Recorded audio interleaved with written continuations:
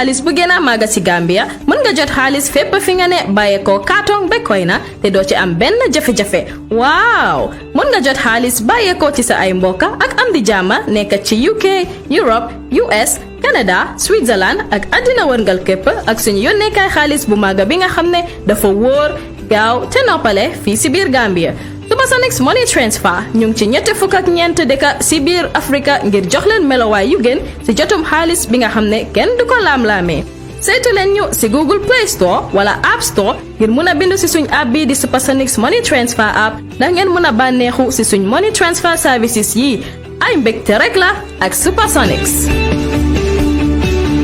Fay ñante ke la banku di ngotile jandi ba ñim pengu wotala.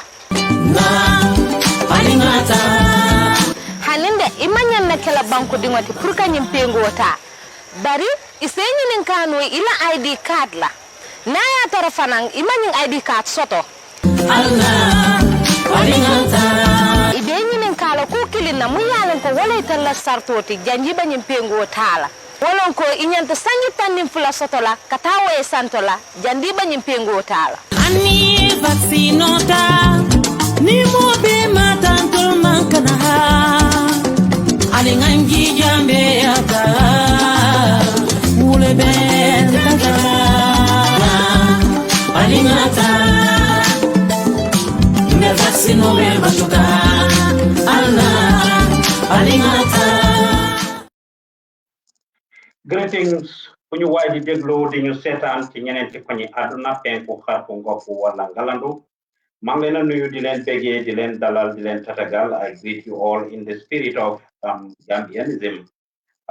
It's a very important day and a very important moment in our country. And of course, we are faced with a lot of challenges. However, we will be doing our utmost best to bring you what our country indeed deserves. Just bring me one advert. Let me just fix one thing here, technician. Che Africa. Billahi ñoo metti den dee toog la gëmloo suñ boppa dara te kenn mënut laa wax fu mu jógee askan wi génn leen ñu pengu jee fagar lu moo gan fa jooyaay mooy li ñuy ñu bëri ñu ne pengu coronavirus bi dafay tax ba doo mën a am doom te amuñ ci benn firme kon fexe leen ngeen dem pengu ji pour aar seen boppa ak askan bi fagar lu moo gan fa jooyaay mooy li ñuy aay leen ñu jëli ko vaccine bi ñu doon xaar.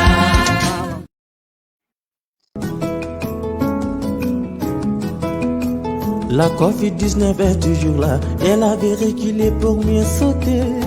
Citoyens, avant de pouvoir recevoir le vaccin est là pour nous sauver. Vous n'avez pas besoin de montrer votre citoyenneté ou votre statut d'immigrant.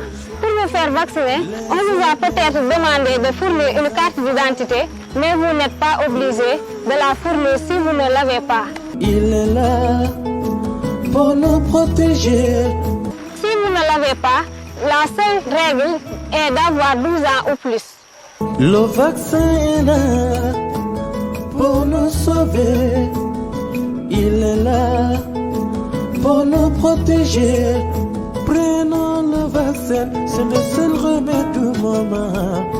Évitons les regroupements et portons nos masques. I greet you all in the spirit of Gambianism. Once again, sorry about that. We had to fix certain things. Nuyu naa leen yéen ñëpp ku nekk ci turam ak santam. Suñ dëkk tollu na foo xam ne ko sonni mbaat mu toj. Our country is at a crossroad. We're talking about election 2021. Welcome to our next president show brought to you here by Ousman Joof from our studios at Washington.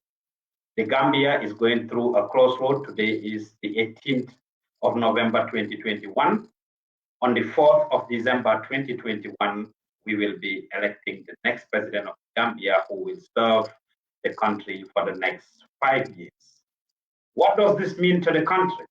What does this mean to you and I that are actually here watching and following the developments. Today, we are here to help you unpack some of the things that are happening.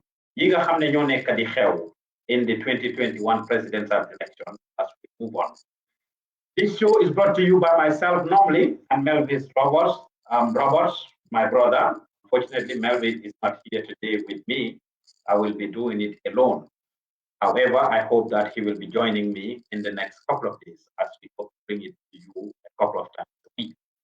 Lan moo xew suñ dëkka semaine bi passé bi ma defee show bi ak Melvis ñu ngi focus on di waxtaan ci fi nomination presidential candidates that made it to the nominations ak li nga xam ne reject nañ leen ak li nga xam ne moom lañ jot def what have they done those who were successfully nominated. We talked about them and their nomination. We backed it up. We unpacked it. We talked about those who were rejected and what their fate looks like. Most of them cross-carpet to other political parties, cross-neck carpet to endorse candidates, especially the independent candidates and the political parties. Very few, the likes of Citizen Alliance, Dr. Ismail Assise, has not made an endorsement yet. We will bring you where they are. My Ahmed Fati, some things are happening from the last time that we talked about. We also talked about Banki, the independent candidate. Of course, all the others are crossing carpet. Today, or yesterday, we saw that Papa Fall, the grandchild, Wallabog Setisa Dauda Kairaba Jawara, who was contesting or standing as an independent, joined President Barrow finally last week.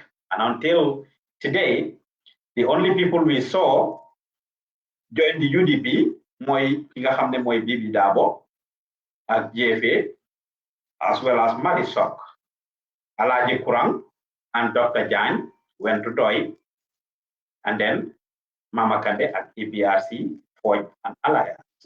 APRC no alliance movement forged an alliance. Li moy li nga xamne moy li xew ku melni Bankole Alhazi did not join any of them. Lan la Banki wax ci report siñ jot Banki mu ne mom to join Ken to form a Ken alliance to endorse Ken ci parti boo xam ne nanguuta legalize marijuana with tay Bankole Alhazi moom foofu la génna mu ne moom du endorse benn presidential candidate fe d'accord loo ci policy boobu ne danga legalize wala boog danga def tay mu nekk luñ mun a tox wala jënda wala jaay ci biir réew bi until this minute marijuana is legal in the country kuñ ko jàppee nga téye ko nga ko jaay you are guilty of a crime, you are breaking a law. Banki nag benn si policy mi and his most famous policy mooy ne dafa bugg a def taay mu legal ci dëkk bi su fekkee ne xam leen kuy Banki mooy the independent ki ñoo ooyee Rastaman presidential candidate from Dreadlocks. You can show us Banki, our technician. He is the one that is the Dreadlock presidential candidate. Ne moom kat du nango bokk ak kenn. Gis nañ Banki def a mega rally at Buffer Zone. Gis nañ ko naka la rasta yi wala dread people with dreadlocks ak Rastaman di folasee keroog bi moo def programme foofu sa Buffer Zone. Gis nañ niñ génn see bim demee di def nomination am and the like came in full force. He works at the MRC and is a very promising young man, a businessman for that matter as well, engaged in herbal tea business. Dafay defar ay café, ay tea using our natural herbs, wonjobi, mbor, kinkiliba, ak yooyu. The business boobu la nekk in addition to working at MRC. Ñu toog nag mu folla seeg ay dreadlocks am ne dafa bugg a nekk président réew mi. Tahawalul Party independent candidate la woon IEC actually rejected his nomination. There go Banki right there. IEC rejected his nomination just because of the fact that middle requirement be for submit multiple at least a minimum of 200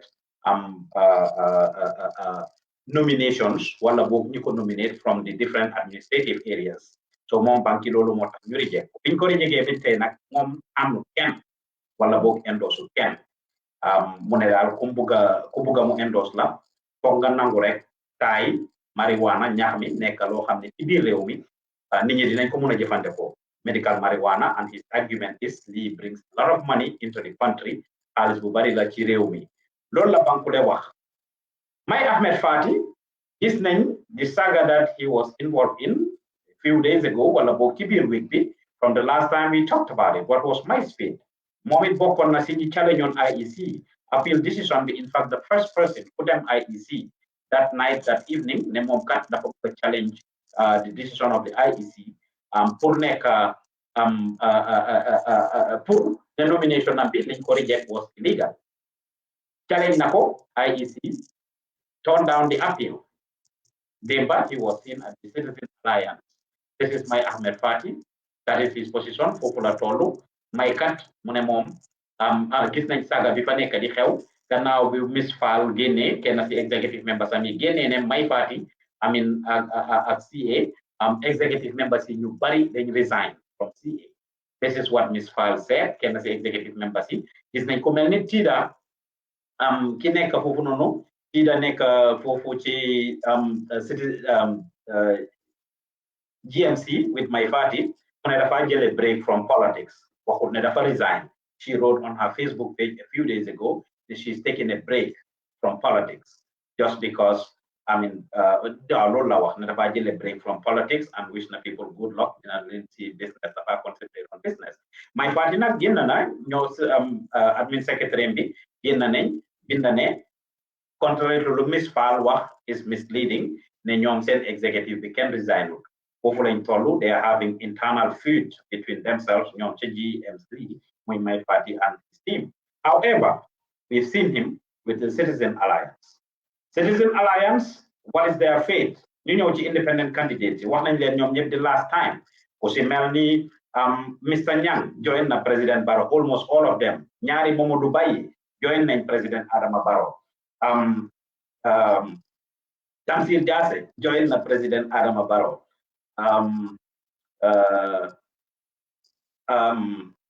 Who else? Tamsir Jasseh joined the President Barrow. You name it. We've been seeing them. And we hear Barrow on the campaign trail, talking about 16 of them joining him, including Ninga Hamnedin Ampati, Numanin Lamin Boyang, ANRD, joined President Adama Barrow. Fall Demba, the grandchild of President Sadaura Jawara, joined President Barrow Momoy, the latest person to join President Adam. This is the state of affairs in the country. Citizen Alliance did not endorse anybody.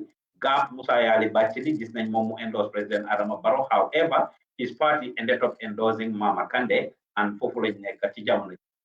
What is the fate of the Citizen Alliance, people? Last week, when we did this show, they had just done their press conference, and we had Dr. Ismail Assise told us their fate, which is the endorse a win-bet candidate because they are following the things they are trying to seek redress at the courts. You gave Jemajel, the president, Naka Kuyobu IEC court, challenging decision. Challenging IEC still went ahead to deny the challenge, and according to the electoral laws, IEC's decision is final. However, Citizen Alliance does not heed to this. They try to seek redress in courts. The past 2 days, our team has been at the courts, at the Supreme Court in Banjul to cover the Citizen Alliance proceedings. Let's see what is the latest with Citizen Alliance. Let's look at it. Our next president show brought to you by dina teel pour ñu wax nu muy demee waaye George bi déglu na case bi lawyer am na xaw nañoo am ay wécci wante léegi liñ def rek parce que affaire bi dafay urgent bi nga xam ne dañ ci def yite bu mag a mag moo tax George bi mu ne dañuy continuer ëllëg gannaaw ëllëg ak ajuma so yaakaar nañ ne daal fii ba ajuma ba lundi daal dinañ war a xam affaire bi fu mu toll ak naka lay demee commencé na no xam nga ñun suñ campagne commencé wu tey ñun bu parti bi sosoo ñu ngi campagne te nit ñi xam ne ñun nit ñi am nañ yaakaar bu mag ci parti bi am nañ yaakaar ci ñun lu ñuy jaay parce que affaire bi ay jaayam jënd la so fooguma ne lii déggal délayance la waaye am nañ yaakaar boo xam ne buñ ci génnee moom bi war a taxaw understand nga yaakaar nañ ndam so nañ xool rek lan la code bi di déggal te dañ feel ne suñ yelleef dañ ko nangu si ñun so loolu lañ bëgg pour make sure na daal ñu xeex ko taxaw si ba gis ne liñ li war pour ñun lu waa def na ko den su boobaa dinañ seet suñ jubluwaay naka la waaye fu mu ne nii dina teel daal li moo ñu gën a yitteel ci loolu la ñuy def suñ énergie fu mu nekk nii.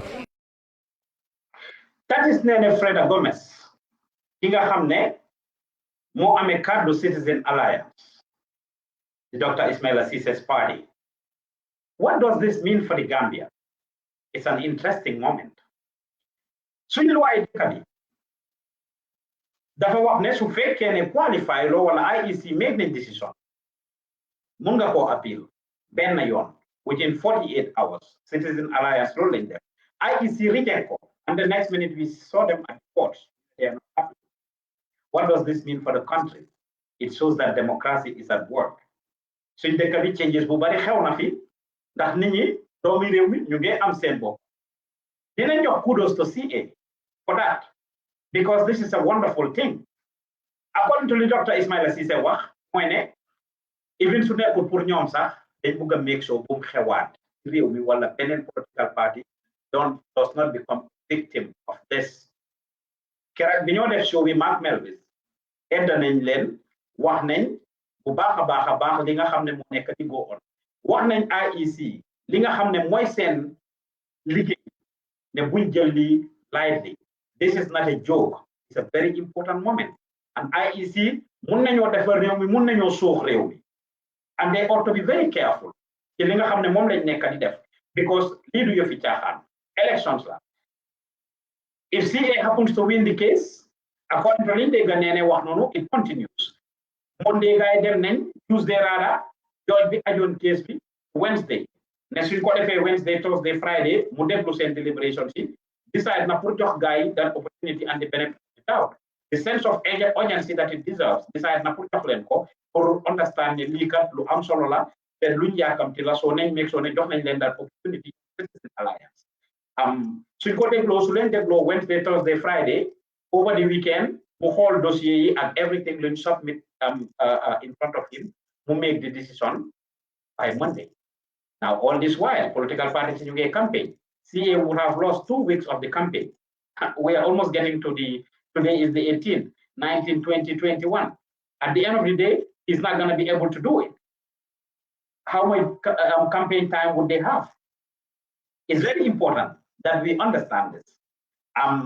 Whether CA didn't continue campaign or not is a different story. But this is where we are. I mean, this is where CA is. So, guy winning is a big lesson. And then Ruma Defa will continue the IEC. For you understand that this is not a joke. They must be very follow due diligence. They must be very meticulous in the way they handle the affairs of the country. There is no doubt that party yi nga xam ne ñoo nekk ci kanam su fekkoon ne ñoom la seen supporters yi ñu ngi fi and evidently wax naa leen ko ne keroog day before the nominations when I did Lima Gis Banjul in which I talked about the different things that were happening at nomination bi ma fàttali askan bi fàttali political parties yi ak seen leaders yi seen jiit yi ne leen no single political party is entitled to this position. It's not a right. Du seen yelleef pour ñu jox leen réew mi. Du seen yelleef. It doesn't matter what you do. And keroog bi ñoo def the same show man ak Melvis wax naa leen ko. Wax naa leen ne appreciate nañ seen liggéey. Halifa Sallah ak lim liggéey ci réew mi as a veteran politician. Indeed moo ci gën a yàgg ñi nekk ci yëpp. ñi nga xam ne qualify nañ laa wax de presidential candidate mu leen ci gën a yàgg. Rock and roll with the PPP, rock and roll with the former President Yahya Jammeh, and rock and roll with President Adama Barrow. Because that entitled Halifa Sallah to be president of the Gambia did it. The country appreciates your sacrifice for the nation. Labor Lord, if you appreciate them, kudos to you, but that does not give you any license or entitlement to say that you must be the next president of the Gambia. Even though Halifa Wahlane Bimo is the last time that he is going to contest. They didn't break down their policies in a little bit. That does not entitle Halifa Sallah to move forward Lola. And so IEC disqualify on, the only thing that Khalifa Sallah and his team are doing is exactly what Citizen Alliance is doing, which is following up, which is following due diligence, which is seeking redress in the court. This is the only thing that is expected of them. You talk about Wabi. So CA, my party, and you have feel they met the requirements or whatsoever. IEC deny them. The only and best thing for them to do is to seek redress courts. This is the only thing that they are expected. Nothing. So fake President Adam Barrow, 2016 Yona, yes, served now as the third president of the president of the Third Republic of the Gambia. The 2016 bete mo nekk ci boppi nguur gi. Commencé na ay projects, initiate na ay projects. Jekkali na wala mu ngi jekkali yenn project ci fi Yaya Jammeh commencé. That does not entitle him the presidency. Commencé na li, commencé na lele, commencé na lele. As we are seeing and hearing him on the campaign trail, mu ngi laaj waa réew mi ne nañ ko jox réew mi pour beneen juróomi at. Entitle na to raaj ne réew mi yelleefam la pour mu laajaa réew mi pour beneen juróomi at. Another 5 years. However, because you have started the OIC road project, because you have started building roads, Kakalang Road or whatever road it is, because you have started an education policy or program, because you have started a program with ambulance or whatever it is, healthcare or whatever it is, or even the things you are saying on your campaign trail. It's a campaign trail. That does not still title you President Adam Barrow. The next president of the Gambia. Your access supporters get them in what I understand. So when IEC region on your summit, state nomination, we expect you to act the same way that the Citizen Alliance that seek redress in the courts. And then political party to see because no the longest political parties I mean they're there. Actually 4 of them. Mama Kande is next. About 2016. Def na quite a bit. Bala lolu nek na National Assembly member. Ligay na ci néegi député yi. Def na li mo def fofu. 2016 ñew na mu nek da deciding factor that did not join the coalition. Make na history. He's part of the history because definitely more than politics. He put his footprint down. Of course, joined now with former President Yaya Jammeh.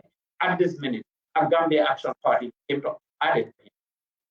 Thus disqualified Mama Kande, while entitled to be the next president of the Gambia, no matter how much sacrifice he made, because 2016 was a risky period, indeed. 2016 was a risky period. Can you deny? Pour taxaw to be a presidential candidate, lu tax ñi taxaw ñi yëpp taxawuñu woon. So ku nangu woon pour nekk a presidential candidate for 2016, there is no doubt that you have done a wonderful job and you have sacrificed a lot for the country. Dégg na lu nekk yàq nañ ko lu nekk moom Mama Kandeh si jamono jooju noonu. Does this entitle Mama Kandeh to be the next president of the Gambia? Did it? It suñ ko rejectoon. Just like Dr. Ismail Cisse and Citizen Alliance are doing, is the same efforts we expect them to take. Challenge IEC through an appeal within 48 hours. IEC denied it, and it's the Supreme Court.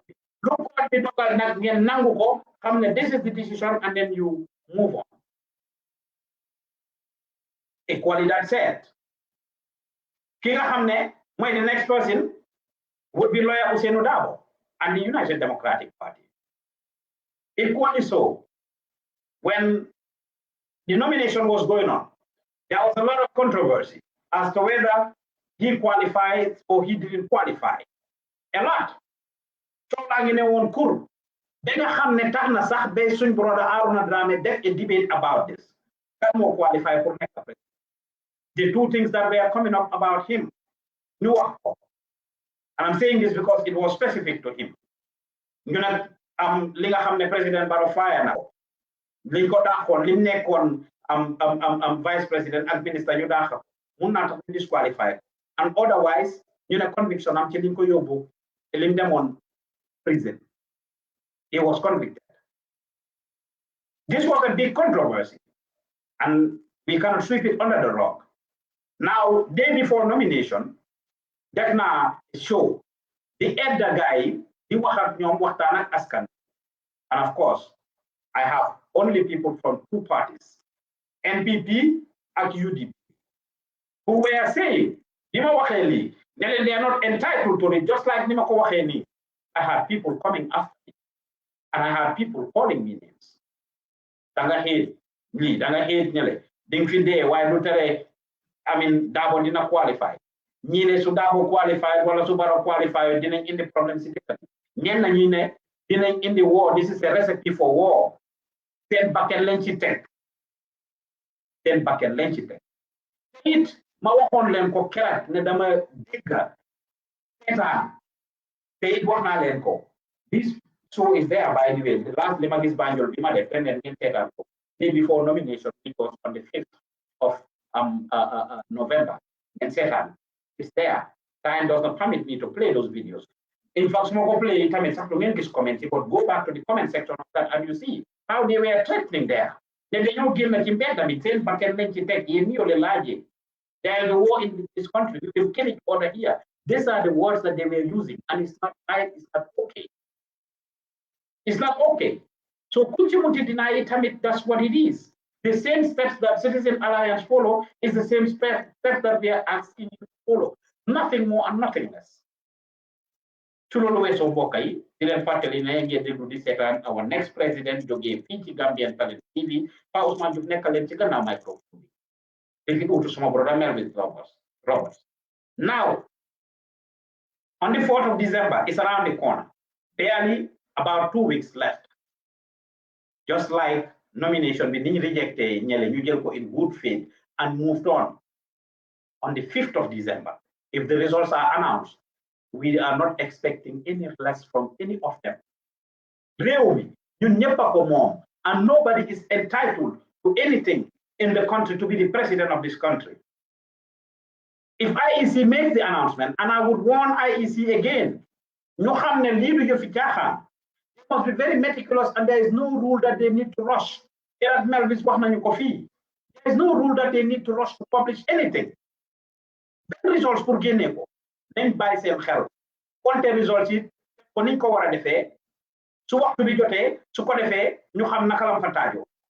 we are asking the IEC to be very meticulous in announcing any results. You have the leader of Ichahan. That in 2016. Eta former President Yaya Jammeh sukkandiku ci lolu yóbbu yëf to the courts mooy ci boppi nguur gi ne du dem ba push a state of emergency. Loolu la bëggoon a dugal. It's unfortunate ne noonu la fa demee woon. But then we would not do but continue the conversation. Waxtaan ak IEC ñu understand xam ne lii du seen wareef. Dañ war a bàyyi seen xel kisi gestu def liggéey bi benn óor leen ne lii mooy lu set lu toog ñu door ko anam because politicians yëpp a ngi toog ñoom ñëpp a ngi toog wax naa leen ko président Barrow first day mu génn pour dem defi toog yi campagne am loolu la njëkk a wax bi taxawee ci Statehouse ne expect nañu fair na media bi fair biñ ko nominé loolu la wax foofu IEC ñooy referee yi suñ buggee level field bi level nagaay fair ñu ngi tekkuwante nag ñoomi neen di doxal di tekkuwante di junja so su IEC make any mistake any of these political parties that is that against them gis nañ fi Essa Faal Mbay Faal doing the same thing I mean ne bés bi ko IEC jox ñoom ñoo ko tànn bim ne dañ ko sabotage because they go like NPP for nominate them the same day. And as a result, he doesn't think that was fair. Waran ko bole at ñeneen knowing what it is. So politicians yaa ngi toog nag di xaar. Fu Essa Faal waxee loolu. Fu Citizen Alliance waxee ne IEC ñoo choose kan mooy dem nominate kan la ñoo nominate what day. ñoom ñu mujjee leen a jox bés ba tax ñu cancel seen yenn nomination ci not na ñoom submitting 200 minimum requirements. But IEC you decide to cancel yenn just because ñeneen ñi submit nañ the same names. Essa Faal ñoo claim moom tamit lim wax ne gars yi ñoo ko jox bés bu moo dem nomination ñu boole ko same day ak Barrow te loolu jeopardize waa NPP commencé teel a ñëw Suñ blame mante ñoomi neen, that's on them. But not they want to blame. Gis nañ waa UDP génn blame leen. Mais I mean dañ wax GRTS pour ñu play nangam dañ leen a jéem a sense of si ñoom ban message la ñoo génnee ak lan lañ dul génnee. And as a result, ñoom boycott nañ the 30 minutes airtime biñ leen jox. You've seen the press release last week that UDP has boycotted the 30 minutes airtime that is given to them by the IEC on GRTS. So already, they have been blamed by politicians. SFL blame na leen. Dr. Ismaila Ceesay, my party at 6 yi nga xam ne challenge nañ di sol ci blame nañ IEC. I mean, UDP blame nañ leen. Di raam nag ci ñax bi la jëm. But anyway, xam na lu boppa antan. But anyway, xam na lu boppa antan. On IEC, we are still warning you, and we are still appealing to you to be very meticulous, observant, careful. Ngeen bàyyi seen xel bu baax ndax mun ngeen a taar réew mi mun ngeen koo suuxal mun ngeen koo suuxali. The country is in your hands at this minute. We recognize the efforts that you are making. You try your best to bring in fair play. However, you should not be complacent on some of the things that you're doing. At this minute, gis nañ security officers 33 security officers yi nga xam ne jox nañ ko all the political party leaders ku si nekk am na security officers enough security officers yu leen a guard gis nañ the 30 minutes airtime you give them and all other efforts you are doing. But then the slightest mistake you make, politicians will remain politicians and will use that against the country, especially so fekk on the thing am yaakaar surtout nag ni gars yi feel ne they are entitled to this. It's rather unfortunate.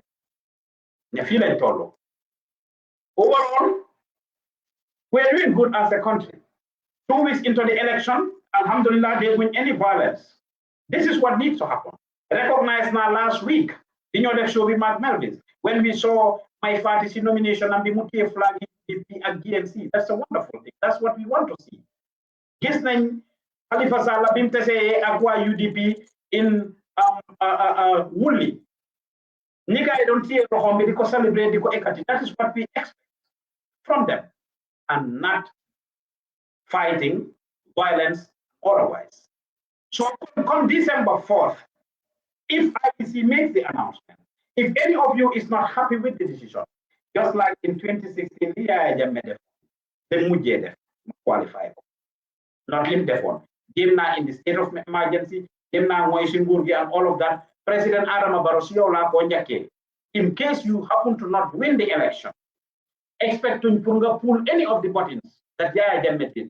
Because him could have a nehu power. Gis nga ne 50,000 Gambians, juróom fukki junne Gambian, ñoo gàddaay génn dëkk bi dem Sénégal. Ci li nga xam ne moom lañ xam. Ci li nga xam ne moom lañ xam. 50,000 Gambians left the country, go to Senegal. You know, it was not easy for you. You had to do press conferences. The country was in a very deep mess at the time. State of uncertainty. Businesses were affected. Livelihoods were affected because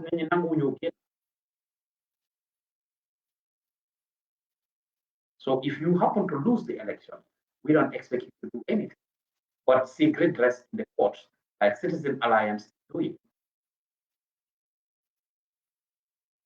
But en wul xam na lu boppa antam ni ma leen ko waxee yëf yi ci diggante ñaari parti wala ñetta wala ñeneen si la nekk.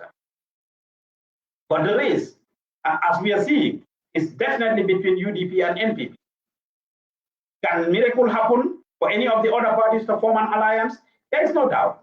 If Mama Kande and SFL was to form an alliance, most likely they will end up having a very good chance. A very good chance. If they don't win, in fact, they might be guaranteed of a landslide, most likely, because ñoom ñaar yëpp am nañ that kind of molo. Based on li ñoo gis la ñoo wax de. If Doi was to be, I mean, with SFL or Mama Kande, they have a fair chance. And this is just based on our observation, liñ gis ne moo nekk di xew. While until those miracles happen, with those parties coming together, ñoom rek ak seen lii, as the things look, the race is definitely between UDP and Barrow. Between NPP and Barrow. And therefore, they remain focused. However, with ñoom SFL ak ñoom ñëpp, if they happen to have come together ñoom ñëpp as well, that does not still guarantee them or nekkul seen yelleef ba tey ne they must win the presidency, whether it's Khalifa, whether it's SFL, whether it's Mama Kane, or any of them, or NUP, or any of them. It does not guarantee. So we need to understand where we are as a country. So we talked to President Adama Barrow. The steps he took, Ramadan used to say during the 2016 impasse, I quoted the Quran, the ayah from the Quran, وَمَكَّرُوا وَمَكَّرَ اللَّهُ وَاللَّهُ الْخَيْرُ الْمَاكِرِينَ. وَمَكَّرُوا وَمَكَّرَ اللَّهُ وَاللَّهُ الْخَيْرُ الْمَاكِرِينَ. They plan, and Allah plan, and Allah is the best of plans. So President Adama Barrow, he's going to in 2016, trying to declare a state of emergency. You be caught. Nyaka accept defeat. You are change mind and accept to defeat. Just be a turnaround. Bimla congratulated on the okay, I mean, you want to form a task force committee to make it smooth for you. Your rule can work. That business administration because you did not have any handing over. You and your ministers talked about this over and over. You did not have any proper handing over. You did it. You didn't proper handing over. And you know how that was. All your ministers have to figure things out on their own. Because agreeing to have a transition, which was led by Bala Gabajakumba, together with Khalifa Sallah, Siyaw side, coalition side, Khalifa Sallah. On the IJM side, Bala Jakumba. We want you guys make this arrangement on national TV. That Tuesday, you guys were, Friday is when the results were announced. That Tuesday, you were supposed to meet with, your team was supposed to meet with Bala Jakumba. Khalifa were supposed to meet with Bala Jakumba. IJM Moy Singurki denounced Yefi. That Tuesday, that meeting never happened. That meeting never happened. In fact, that Tuesday, the meeting that was supposed to happen between your team led by Honorable Khalifa Sallah and President and Bala Jakumpa on the side of Yaya Jammeh never happened. And this is lum jural rewmi. That Friday, Yaya Jammeh talk announced and declare the results in Nolan Boy. We are not expecting you to go any of this route, President Adama Barrow. If you happen to lose the election, we expect you to make it easy for whichever party is to succeed you. We expect you to be able to hand over power peacefully, set up a transitional team that will hand over power before the 19th of the month, the 18th of the month, 17th, 18th of January, hand over the power. Say dossier, say bagasa, selling a mom, you're gaining a party if you can win. Put the next person room to actually take over. We don't expect anything. If you want to seek redress in the courts, fine and dandy. So get them to court. Local life was a year left. Entitled to put them seek redress in the courts. And that is perfectly fine. But however, you must not interfere with the process. Because Dundagako, Nekon Gafatikisongako. Kenage Setan, our next president, to give Gambian Talent TV. Ousman Joof nekkal leen ci gannaaw microphone bi maa ngi leen a bëggee di leen gërëm di leen sant. The next person we are going to talk to is Lawyer Ousainou Darboe. We appreciate what you have done for the country. Réew mi yëpp appreciate ak li nga defar réew. There is no doubt no bañ naar bi seede ko xeesaayam loolu la Olof Jaay wax. And for that reason, it doesn't matter what it is. Come rain, come shine. You have stood for Gambians. You have stood for Gambia. From what history told us and taught us. I ask now, Deputy Time is out. 1981 coup d'etat being kidnapped again and times in a contribute for the country, people you have represented. During the 81 coup, the efforts that you have made, Bilio Mitange, Big Boat Honke, you ban political parties yet except DOI. The members of those parties coming together and forming, organizing themselves. Hey,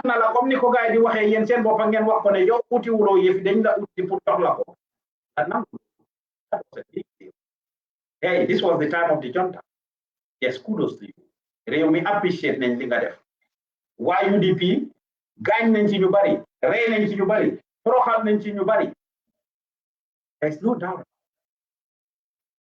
li nga daj pour réew mi nga mujjee dem jail prison ñi ngi ko defal ndoor yépp ñu ci bari yàlla jël na seen bakken yal na yàlla yokka seen leer jéggal leen seeni bàkkaar Solo Sunday died for this ñu toroxal leen yow ak ñu bari ci sa parti suñ ko benefitas ak ñeneen ñi nga xam ne yépp jiitu nañ after their incarceration ba nga xam ne they didn't live to reap the success of the tortures and the turmoil and the things that they went through.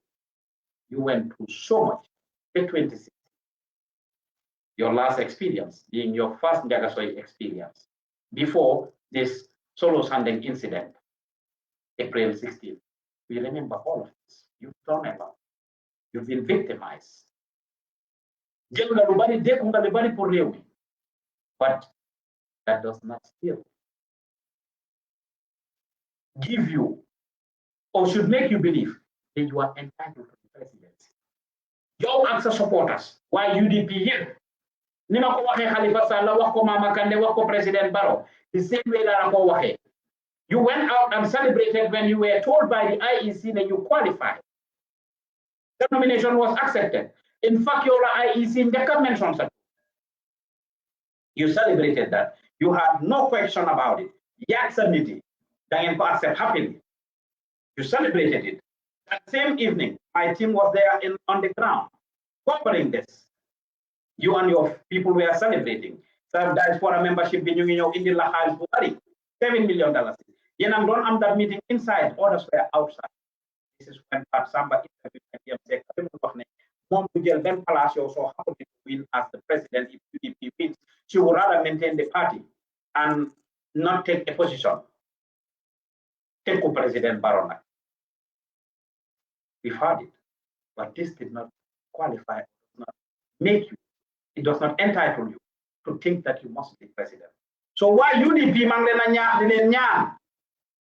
to let sleeping dog lie? If you don't happen to win the presidency, it doesn't matter who wins it. It doesn't matter who wins it among the 6 candidates. Obviously, it must be one of you. There must be a winner at the end of the day. And others need to just be able to, the most you can, any of you can do is seek redress the courts. Whether your lawyer Ganye. So Ganye, we expect everybody else to rally behind you. Apare banku do wala ñu paré pour liggéey su fekké né ya gagné politique bi dafa wara dakaf at this point su fekké né am Khalifa Sallah mo gagné yeen ñep da ngeen wara rally behind ñu paré pour liggéey su fekké né Mama Kandeh mo gagné ñep wara rally behind him pour liggéey réew su fekké né am Abdoulaye Ibrahima Jammeh mo gagné yeen ñep da ngeen wara rally behind him ñu liggéey réew su fekkee ne tamit président Adama Barrow moo gagné ñëpp dañ war a rally behind him ñu liggéey réew aussi d'accord nag ci results yi the most you should if you love the country la wax de mooy ngeen dem ci court yi seek redress foofu dem ci court yi seek redress foofu this is what is expected of you and all of you and nothing else te ku yi sa gars yi doon tekku nag on nomination day ci lay sukkandiku some of your supporters. And I've said it, you know the speech that you gave. Keeping a hammer and sign the inter-party thing. Speech being a different one for. Kerak Melvin Bregal na ko down. The diplomatic language la. Yen ge junja. Baro junja na, yow nga junja. Yen ñaar leen gis lolu seen digënté de. Di sanni wante xéer ak baat. Baro junja na, yow nga junja. On that fateful day, and again, I'm not going to play that video because they don't just load. We have said it on that day. You said it. Fair play for the sake of peace and security of the country, which is true. You did that lawyer Young's Dabo in the debate. His takeaway message. He debate the Haruna organizer. And then we see party militants championing that online. Yung lena nyan. peace dafa am solo te mooy li war nobody should air fitna bi fii ñu ngi leen a bëggee di leen gërëm di leen sant none of you is entitled to the presidency even though we appreciate your contribution to the country people appreciate it Joofi doomi réew mu baax la feel ngeen ne you can serve the country through politics you are doing it and this is wonderful that is all we expect and nothing. Our next president show on Gambian Talent TV, Ousman Joof. You get a quick break, one break, suñ dellu si waatee ñu continuer ak yéen ak li nga xam ne président Adama Barrow mu ngi koo yàkkante ak lawyer Ousainou Darboe and of course politicians in the campaign and what they are doing to each other. Lan lañ nekk di waxante ñoom neen ak loolu lan la mun a jur especially towards maintaining the peace and security of the country. Jàmm ji ma leen a ñaax li ma leen a ñaan nii kàddu si campaign trail bi lan la mun a indi ñu jël a quick break and we will be right back yéen a ngi dem di seetaan our next president fii ci Gambian Talents TV Ousman Joof dina déggee askan wi génn leen ñu pengu jee est ce que waga marete ak jangi pengu fan coronavirus yaga feka fogi mena sate fane kay leen ñu jëli ko vaccine bi ñu doon xaar i waga reto jangi feka fogiro maga o jiga nga ID card waga reto jangi pengu fane coronavirus fane o jiga nga tami waga ret kay leen ñu jëli ko moy li ñi bata fek o jeg hit harba hay fane o jiga ngira wagino jang pengu fane coronavirus arefare jir la andona anaka waraki jufi o jangi pengu fane coronavirus o ar hohof ar family of ar fop njo ko njal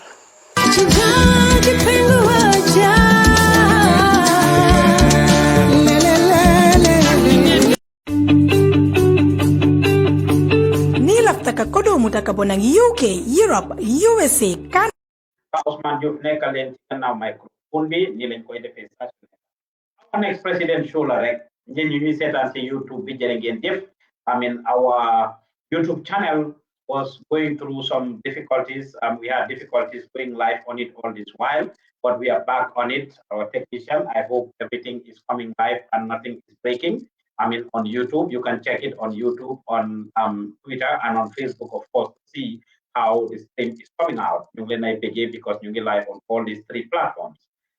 Ñu dem break rek ñu doon waxtaanee si affaire yi presidential candidates ak responsibility bi nga xam ne am nañ ko wareef bi nga xam ne am nañ ko pour saxal jàmm ci réew mi su fekkee ne bi mooy sa njëlbeen yoon nga ñoo déglu wala dañu seetaan toppaleen ñu on YouTube Gambian Talents TV toppaleen ñu ci Instagram bi Gambian Talents Motion toppaleen ñu Facebook Twitter Instagram ak Snapchat Gambian Talents Motion ñu ngi leen ay déggee leen gërëm santa ameen di leen wax ne rek bu leen fàtte click that like button wala subscribe button ndax dina tax ngeen gis lépp luy xew ci campagne bi ak ci presidential election bi every single day you will see what is happening because all of these political candidates I can confidently tell you and then ñun ñooy the only media house besides GRTS the national broadcaster ñi nga xam ne kat nguur gi dañ leen jox xaalis dañ dem request supplementary appropriation money from the National Assembly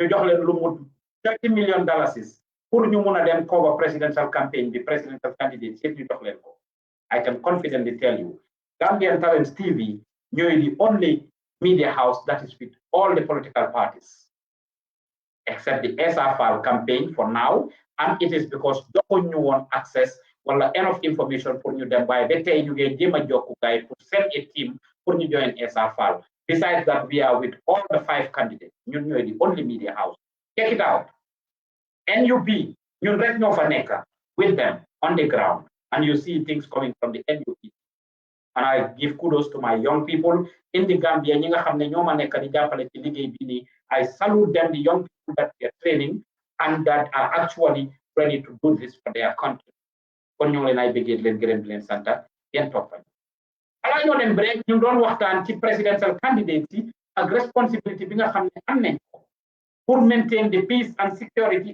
and stability of the country jàmm ji nekk ci réew mi ñu saxal ko presidential candidacy ñom ñep ñu ngi in the campaign. Joy started in the Greater Banjul area. Ñom Mama Kandeh ñu ngi ko am ci jamono ji. Danaka ñom ñep romba nañ para feñe ak yenen place ñu ngi between CRR and URR. This is where all of them are jamono ji nekk ni between CRR and URR. The last time I checked,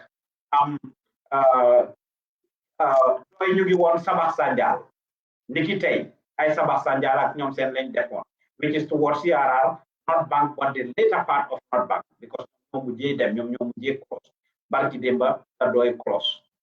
Ñu ngi between North Bank ak CRR naka si indi ni North Bank bi ay Sanjal geek yooyu noonu suñ fa jógee rek ñu ngi dugga Kuntawur Kawur ñu ngi dugga Kawur and the like, which is in CRR.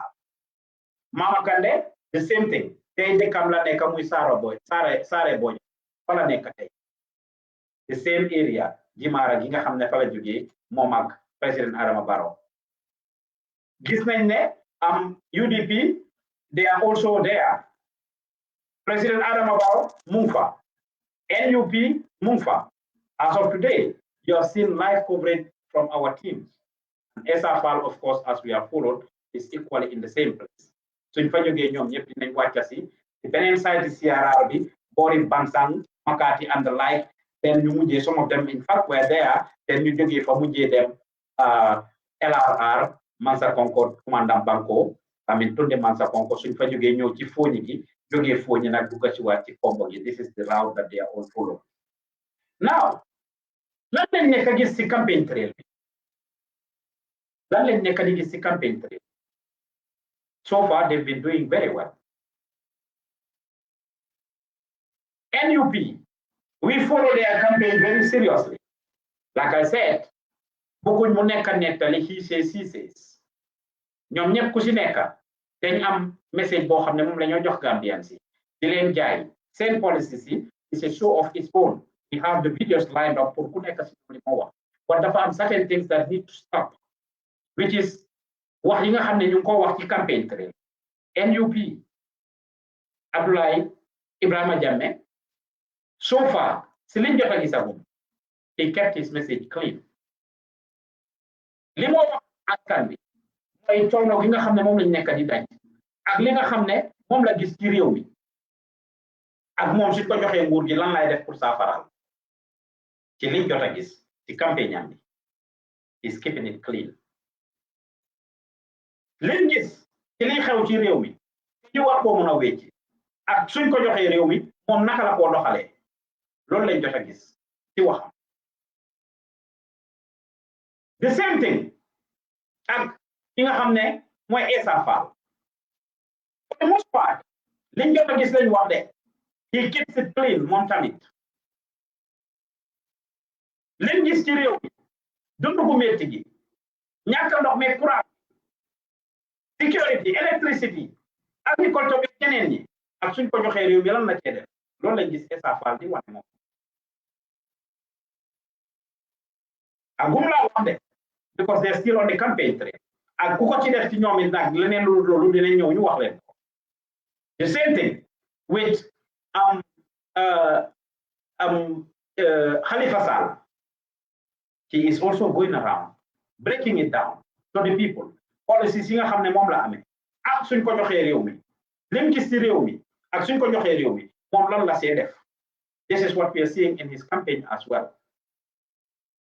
Now ñetti ndey mbi lay nag daj dëpp yi ñi nga xam ne ñoo war a change some of their wordings and messaging wala ñoo xam ne ñooy wax loo xam ne am na potential pour indi fitna fii wala mu ngi xew ci seen campagne mooy Mama Kandeh président Adama Barrow ak lawyer Ousman ñu ngi leen a ñaax ngeen xam seen responsibility yóbbu réew du yóbbi caaxaan.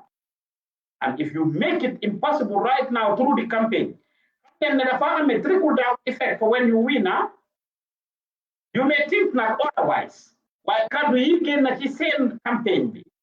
So in the yaha damaji so they talk, how many load of a trickle down effect is in Jamuna if you happen to win. Believe it or not. Because instigate violence here based on Lingawa. We expect to be decent each other. Lan la President Adama Barrow di wax yu ci bari he's talking guy di ko tontu not to say that they don't have policies. Yes, UDP have very good programs and policies which they are laying out there they're putting out there ni ma leen ko waxee dinañ leen ñëwal ci loolu. But they are also directing a lot of effort and energy towards President Adama Barrow.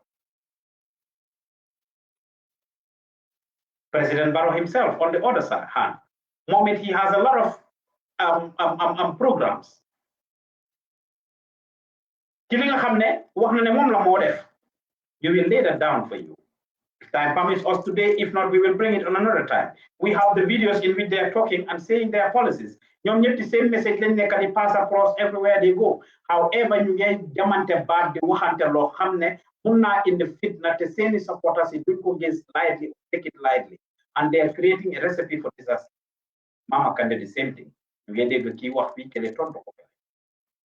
Key wax fi kele tonto ko. Kon let's play some of these things that are happening on the campaign trail. Whether presidential candidates ñom seen bop ñoy wax wala ñi wax ci seen candidat. Ku melni Mama Kandeh former president Yaya Jammeh nge wax ci waxam ci programme am. Kanina la waxe won be wax toj bobu nonu amin ne suñ am mbokki sosé nangam ak nangam. The same thing he spoke in Farafenni. Ñoom ñëpp léegi suma dëkk Farafenni is where they are making their pronouncements. President Adama Barrow made a pronouncement when he was in Farafenni. We will play it for you when he was talking about 3 years and stuff. Former President Naka, former Vice President and Secretary General and leader of the UDP. The same thing, Lawyer Ousmane Dabo made a pronouncement in Farafenni. And indeed, Mama Kandeh equally made a pronouncement in Farafenni when he was there yesterday.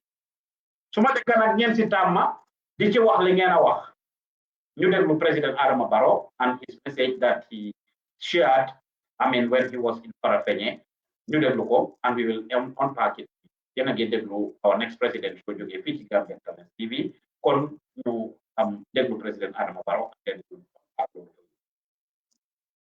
Mone jaro kanate mane paka bi nga xamne ni mo rendi gayne gi ni ko wona sise o kanate no so na yow paka bobu du mëna rendi gana hasibi ani nafa gi kon xamal na nafa gi ak kañaan mo nek ci yow no la yo ñi xalaté mom wala ke ni tan na sa kunda ko wota bi nekké ci suma nguur gi e mbatan di ne bay na sa kunda ñu sonal ma xatal ma ci suma biir nguur gi ma génné len ci kon ni ne bay na sa kunda boy la bari wolu ne na sa kunda ne suma leen génne taxé la rek suma nguur gi dina daanu waaye kéré ba ma leen ci génne ci suma nguur gi kéré la suma nguur gi gëna dëgër di dox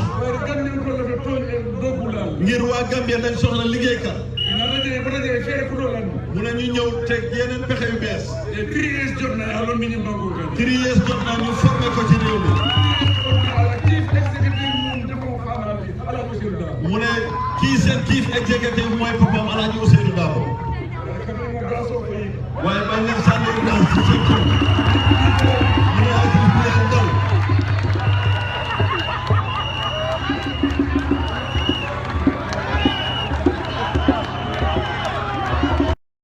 jógee ci Gambian Talents TV Pa Ousman Joof nekkal leen ci gannaaw ma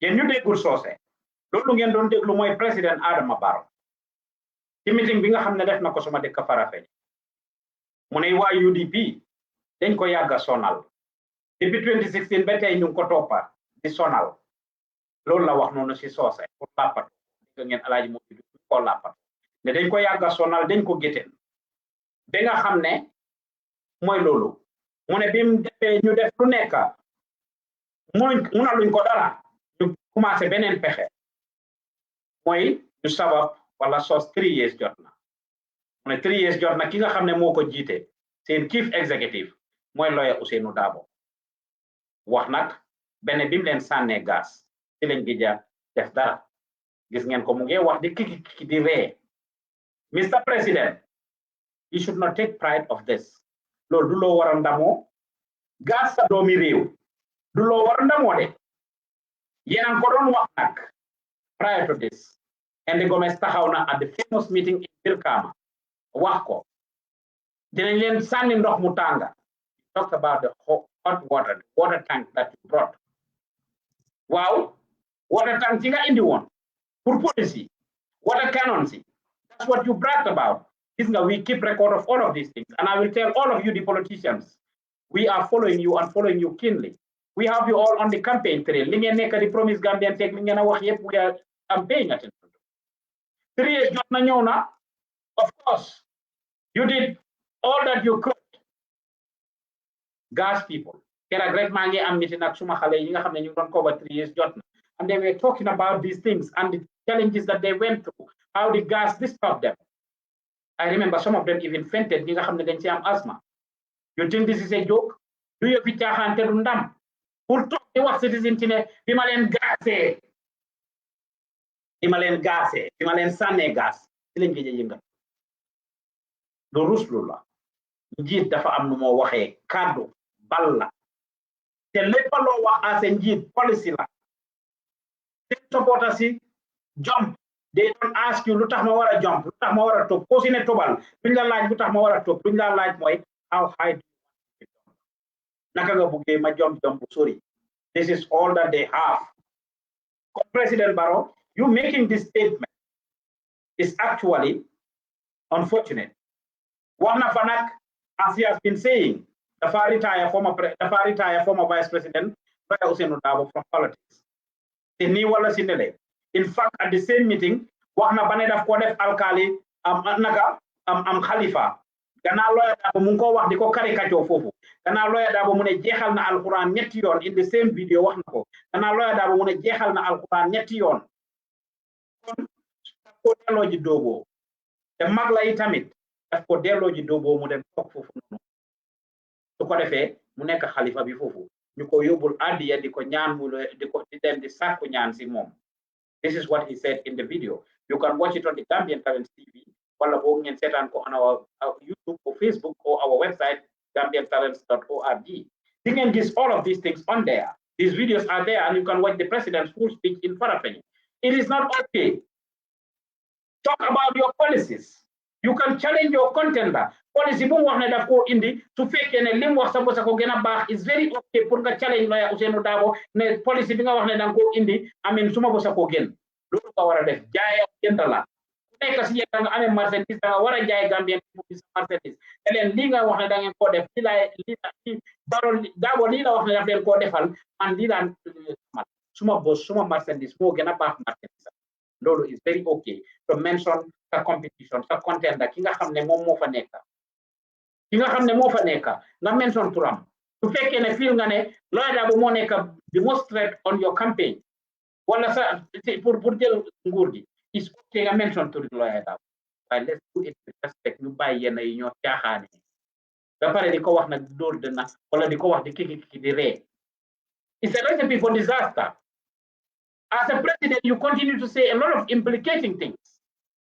And xamal ne there is life after presidency, President Barrow. There is life after presidency. Li nga waxoon nit ñi nga sulli ci bàmmeel bi. Boppi nit ñi nga génnee ci bàmmeel bi. Yaa xaw ma ñana ko def. Even if you have immunity right now, you better watch what you are saying. Nga better xalaat li nga wax parce que life after presidency dafa am. And you will not have the same immunity. Su boobaa nag nga xam loolu xam li nga wax waruloo jël pride. This is not what we fought for. This is not what Gambians fought for. Du li lañ doon xeex di gas doomi réew mi ci ñoo xam ne dañ génn pour joxe seen yelleef yow yaa leen waxoon ne ñetti at laay toog tooguloo ko.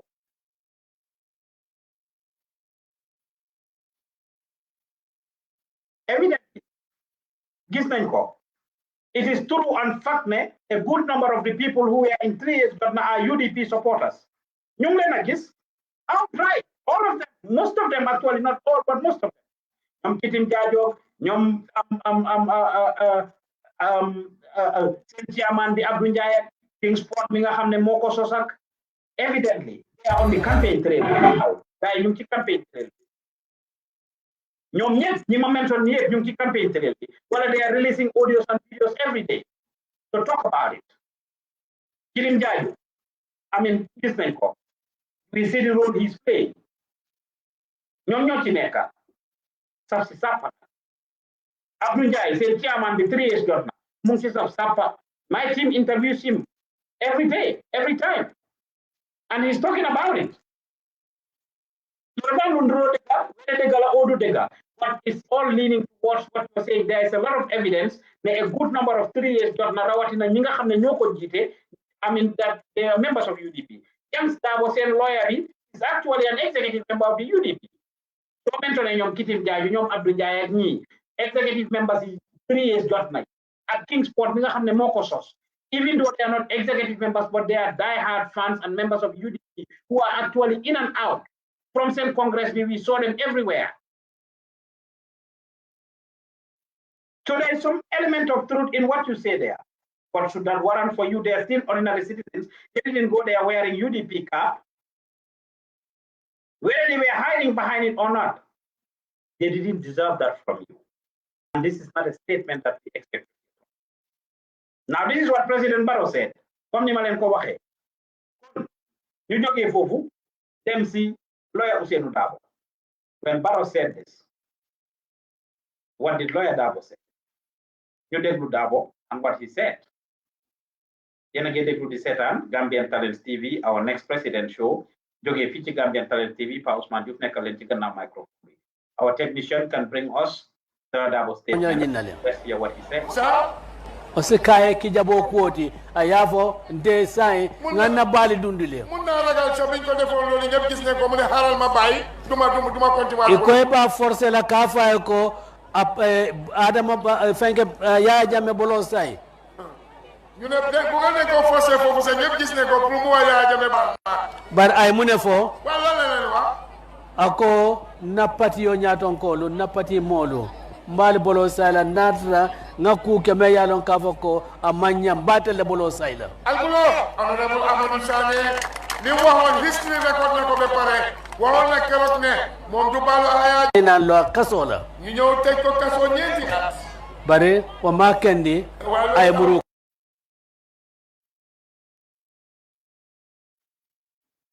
dafa melni suñ technician bi is having difficulty there. But indeed, in Farafenye, lawyer Ousainou Darboe, whether that's the right video or not, he talked about nakala yaxe President Barrow, lim wax ne lolu lam ko def ak mom lim ko tonto ne dina yax President Barrow. Man munal loma dara tekku wante ki ne bima defé ñi li dina ko retire kele ne ko dina la yax. This is not the type of words we are expecting from them. You are two both very confident. And Hamlen Nadangen Ambolo. This race is between the two of you. It's rather unfortunate that the technician couldn't get us that actual video where Lawyer Darboe was saying that Trigana, the National Human Rights Commission, Sibopam, Bindalen, actually a piece. And I will read the Human Rights Commission, Linga Hamne, Wahnen Kogai. I will read that message for you guys so you take a correct and we hear what they said. I mean, to these two. Ñu ngi lay bëggé di leen gërëm di leen sant ci seen déglu bu rafet yéen a ngi déglu di seetaan lu tax our next president show jógee fii ci Gambian Talents TV Pa Ousman Joof nekkal leen ci gannaaw microphone bi képp koo xam ne yaa ngi ñoo déglu di ñu seetaan rek su dee bii mooy sa first time te jël benn yoon nga ñoo seetaan te ñu déglu ñu ngi leen a mastawu ñu ngi leen a gërëm di leen bëggee di leen santa di leen baalu àq rek ci li nga xam ne ñu ngi koo def wala time boo xam ne amuñ ko ñu player leen wala ñu readal leen rek the National Human Rights Commission's message to these two political parties ñu ngi jéggalu ci loolu bu baax a baax a baax ngeen baalal ñu rek ñu indil leen di National Human Rights Commission's message bi nga xam ne moom lañ di the National Human Rights Commission issued a statement over Darboe's statement to destroy President Barrow, but also President Barrow's tear gas statement, on November 16th. The National Human Rights Commission has stated some statements by President Adama Barrow and UDP leader Ousainou Darboe. NHRC's statement states Tuesday, November 16, 2023. The NHRC is extremely concerned about the statements uttered by President Adama Barrow at his recent political campaign in Farafenye when he seemingly took pride in the use of tear gas by the paramilitary unit of the Gambia Police Force to forcefully dispersal to forcefully disperse a protest of the 3 years Jotna movement. In that same vein, the NHRC is equally perturbed by the remarks of Mr. Ousmane Dabo, the leader and presidential candidate or aspirant of the presidential aspirants, to the president's reference to him as CEO of the 3 years Jotna movement by threatening to destroy the president. Such statements by political leaders have the potential to threaten the stability of the country, as well as instigate violence of the rights to freedom of expression, association, peaceful assembly, and political participation as guaranteed by the 1997 Constitution of the Republic of the Gambia and another regional and international human rights instruments ratified by the Gambia.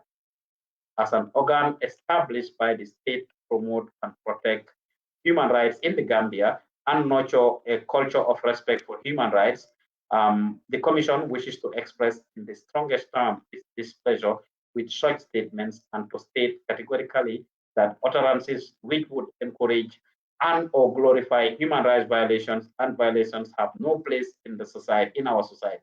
We wish to remind our political leaders, their supporters, and in particular the presidential aspirants about the IEC Code on Election Campaign Ethics Order, as well as their commitments under the Janjambure Peace Accord, which they have all signed and are obligated to abide by in both letter and spirit.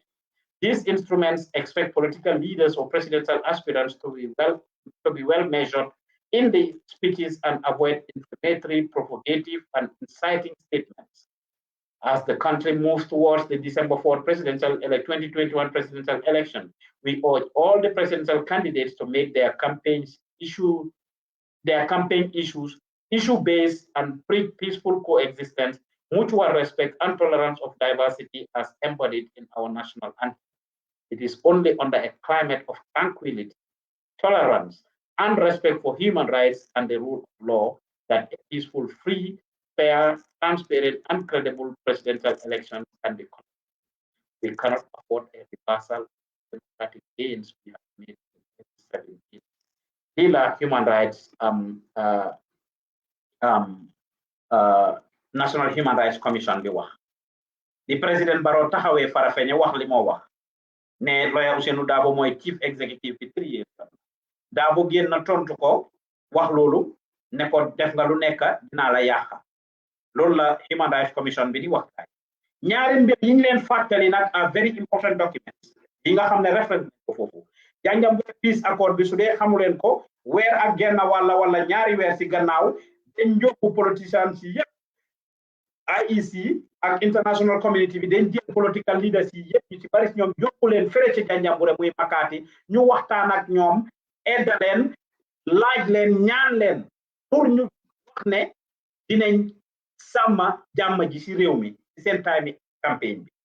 This is what they signed. ñoom ñëpp loolu lañ wax ne d'accord. Ñaareel ba code of conduct bi is something that they had to submit. ñoom ñëpp dañ am pour submit a code of conduct. IEC dañ amee code of conduct bu ñu war a sign, and this actually last week the mooy statement bi ma wax ne lawyer Dabo bi moo wax foofu noonu am meeg na ko fa. Président Barrow kenn ci ministère yi moo fa nekkoon foog naa minister of trade moo fa nekkoon signal ko amin loolu sign na ko. Khalifa Sall ñëw na ba foofu ñu ne dafa am i gàllankoor si motom bi la toog mu sign ko ñu wane na xaalam moom Khalifa Sall sign na ko. Ñeneen yëpp sign nañ ci accord boobu. Lawyer Ousmane Dabo was there, Essa Fall was there, ñoom candidates yëpp NUP leader bi was there, Mama Kandeh was represented, Mama Kandeh ak Khalifa Sall ñoo fa nekk, they were represented to sign it. Ak President Barrow, Mama Kandeh ak President Barrow ñoo fa teew ci candidates yi. Ñoom dañ yónni ay ndaw yu leen signal borom ma xama si seen parti bi ñu leen signal that accord, Mama Kandeh ak President. However, Khalifa Sall ñëw na ba si venue bi waaye ñu ne dafa am gàllankoor tax moom dugut ci biir because keroog mu doon am ay errands yi doon ron keroog that the same day I remember sila either Dr. Jai or Dr. Kurang joined Doy.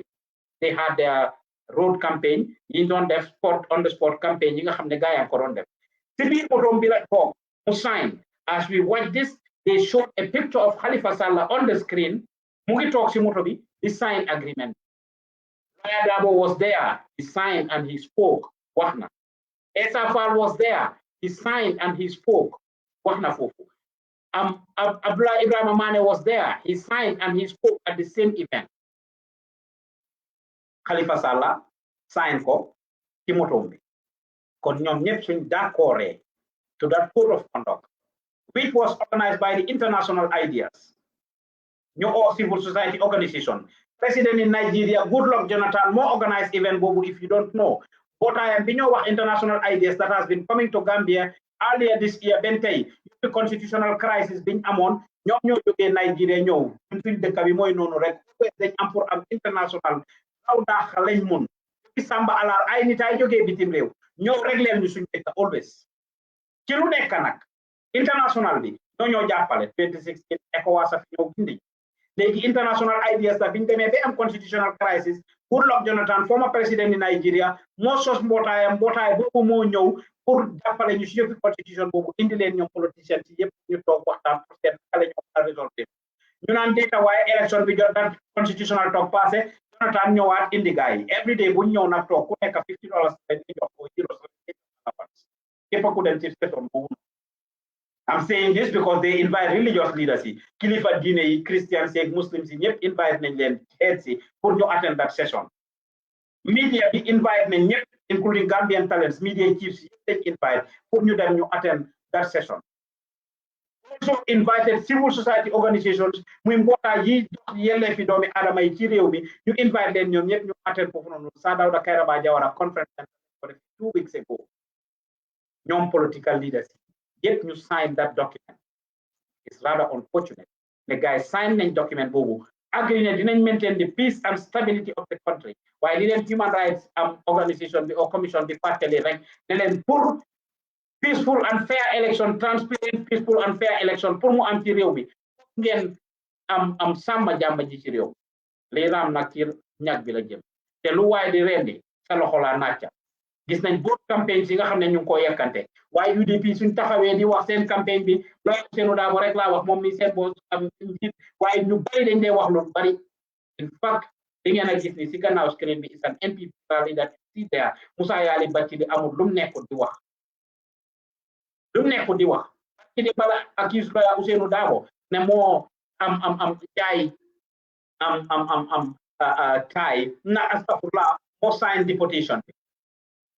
sign deportation for Gambian youth. We've had Abu Jata, Diwa Demba or Demba mentioned the same thing. Diwa, the same statements that our brother going very personal about lawyer Ousainou Darboe and his personality, alleged personality, and glimpse of my personality. I'm not even gonna go back to read that to amplify that part. But the personal attacks against the other mom they were by. Yen jaay Gambian ci seen marchandise seen policies yi suñ leen tegee coono gi ci réew bi fitna gi ci réew bi ñàkk ndox mi ñàkk courant gi dunda gu cher gi ñàkk yoon yu baax yi education bi wala njàngu mi jàngeekaay yi lan ngeen a mën a defal Gambian ci loolu lan ngeen a mën a defal Gambian ci affaire yi am health muy wér yaram suñ nit yi dee ci lopitaan yi amin ñàkk jumtuwaay yi ñàkk garab yi ñàkk toogu yi table yi ci classe bu mi xale yi nekk amin lan ngeen a def ci wér yaram lan ngeen a def ci yëfi environment lan ngeen amal Gambien si loolu ngeen war a focus on jaay ko Gambien si ñu seet ban nañ cee jënd wala kan lañoo jënd marchandise am daan ngeen ne da ngeen a jël am yëf yi def ko yëfi mujjee ak xeex ak xuloo ak waxante wu ñaaw ŋàññante àndal tegu leen ko fenn ci Mama Kandeh laay ñëw di président Barrow toogee barki démba tegu ko ne Mama Kandeh dafa war a bàyyi xelam li mu wax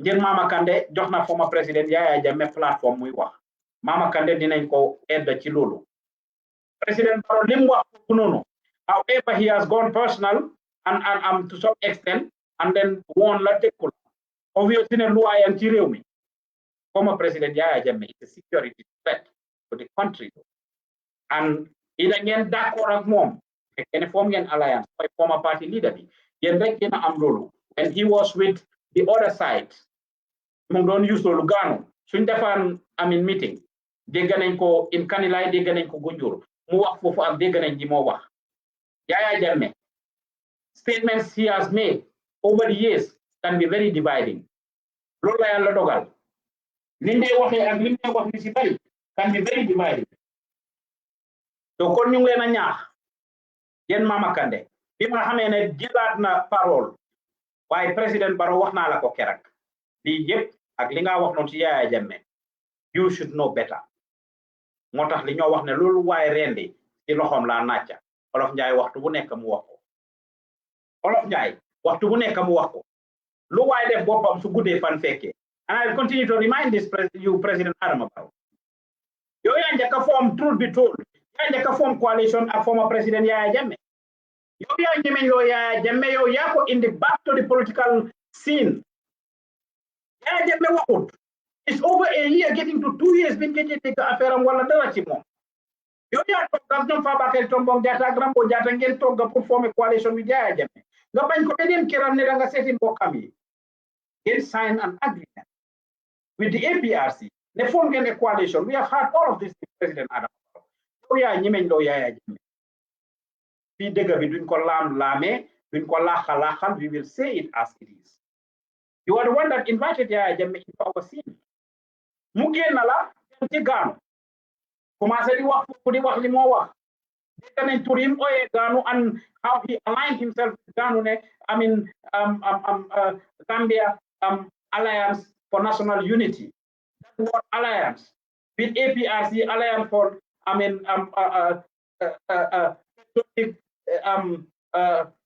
reorientation and construction ne that word alliance moo tax mu ooyee Gaanu façon ni tur bu nekk moom Yaya Jammeh ñu jógee fa ñu naan deeta waay mu génn Gaanu interesting turnaround them join what you call him GDC di ooyee Mama Kandeh suma doomi ndey ñuy oyante twin very interesting times in Gambian politics du yo fi caaxaan there is most likely ne su fekkoon ne Yaya Jammeh same coalition bi continue na the same speeches he is saying he might have said on your platform he might have said on your platform bim génnee nag commencé di la ŋàñña di Olof Njaay di wax rek ku yer sa kuy balaa daan kenn daan la and these are all lessons that all of you politicians must learn from lu ngeen war a xam la xàmmee ko ràññee ko ngeen bàyyi wax ji ngeen a wax ak li ngeen a def the same Yaya Jammeh luwaa yim tegoon ñoo ko tekku ñoo ko lor the same laws he put in place are the same laws that are hunting him are the same laws that get him out because when you if you see court policies he put on in place Supreme Court judges mu génne leen indiwul benn judge amul benn judge bu toog nangam ak nangam all the things that he did lim make real for the citizens those same laws right now are still in effect that you President Barrow are using so policies yi ngeen a def ak li ngeen a doxal seetaat leen ko bu baax bugg a nekk président bu mu leen tax a waxee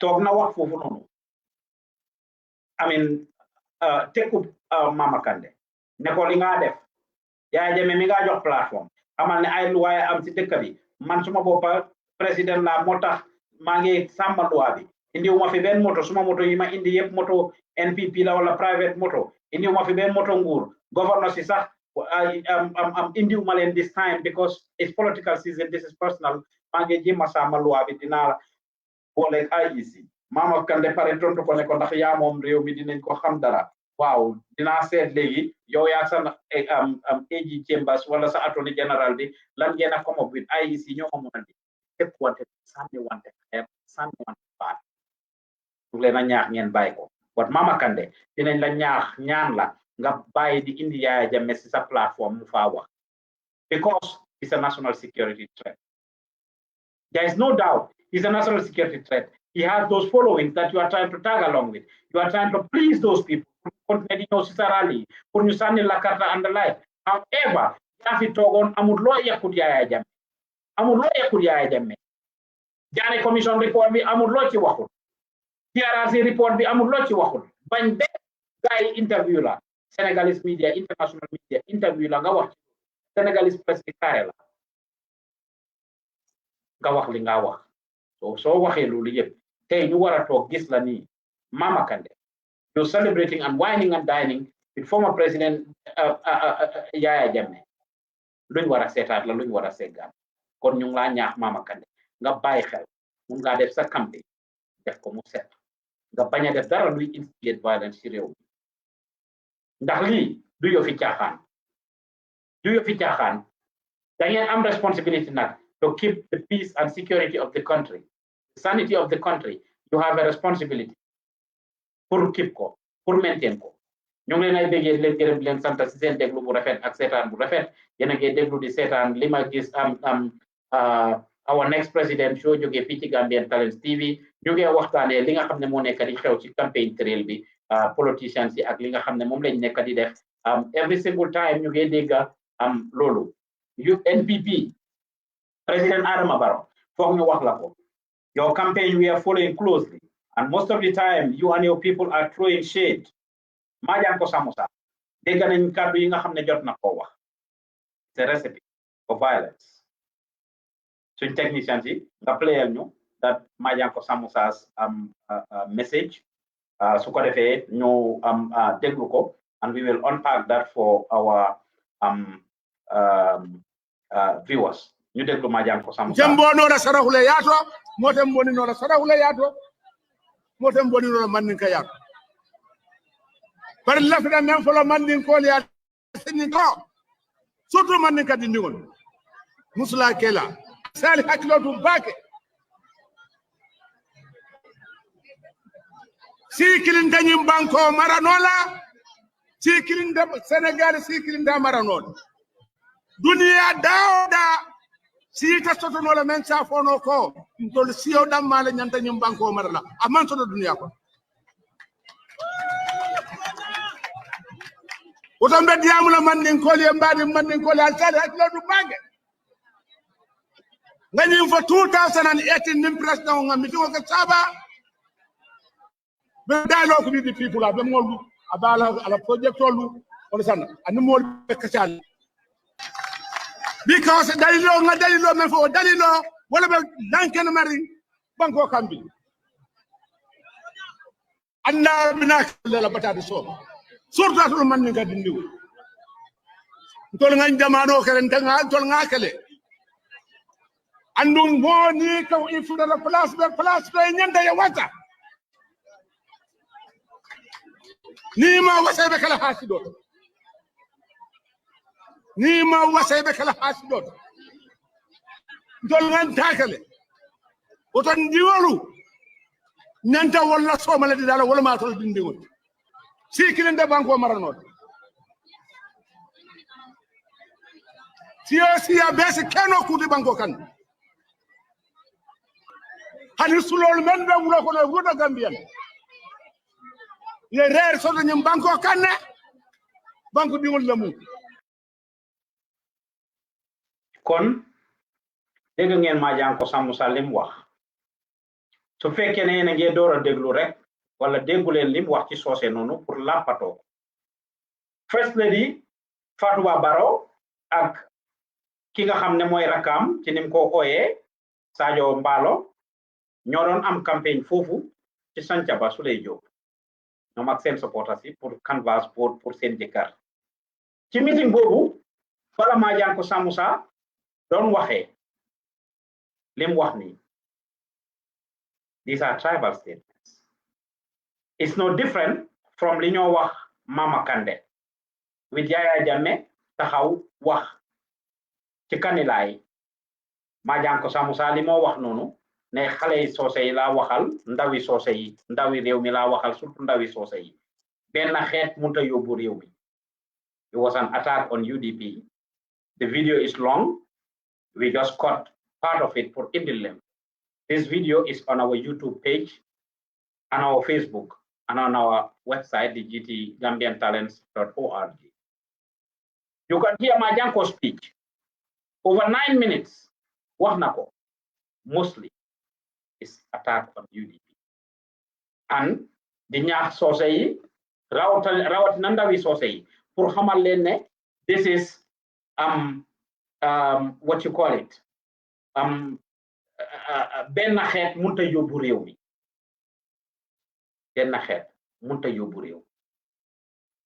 Even if you are going to say certain things, even if there is an element of truth in it to say ne every hand must come on deck, réew mi ñëpp a ko bokk, réew mi ñëpp a ko bokk, wax dañ ko munoon naa wax without mentioning hate, without mentioning a tribe.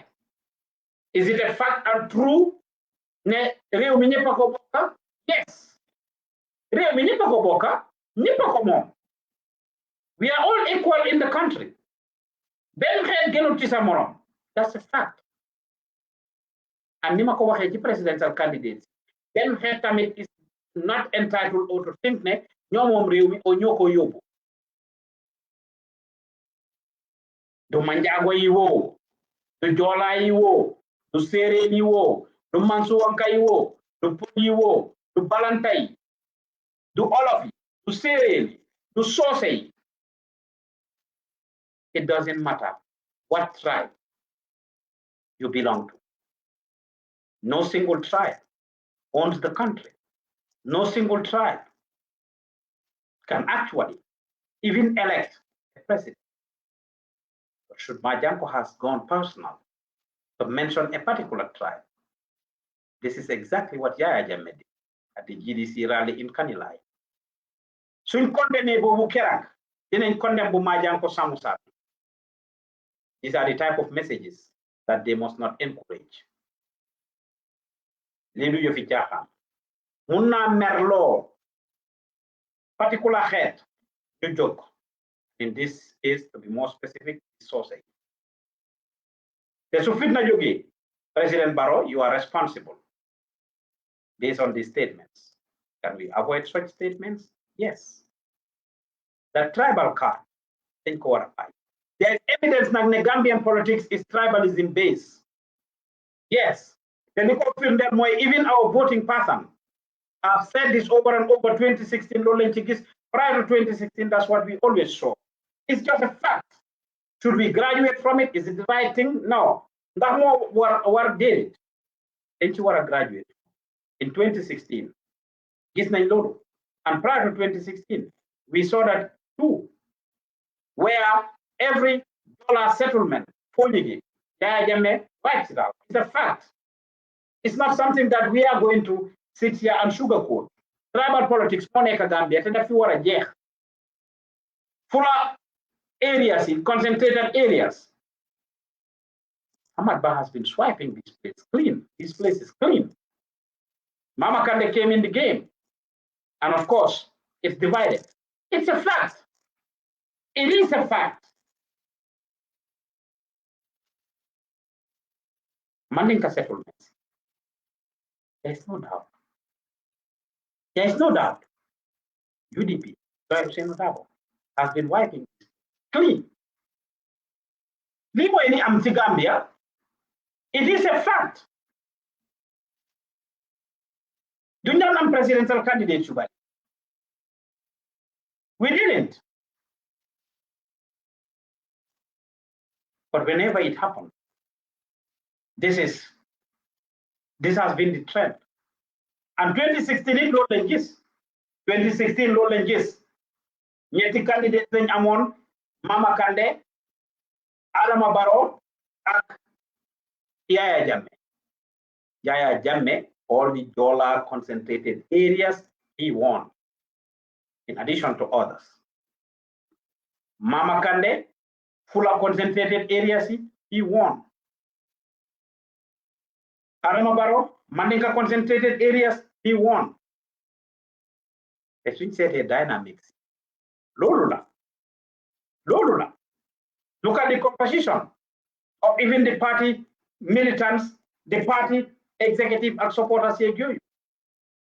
So, with time, there are certain changes that the parties will have here and there.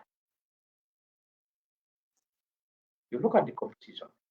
Until this minute, the new APRC that Yaya Jammeh set up, the new executive, you look at it, it's the Jolas that he has in there mostly. Mama Kande's executive, for the longest, yes, a lot of transformation or changes happened with people living, coming in and out.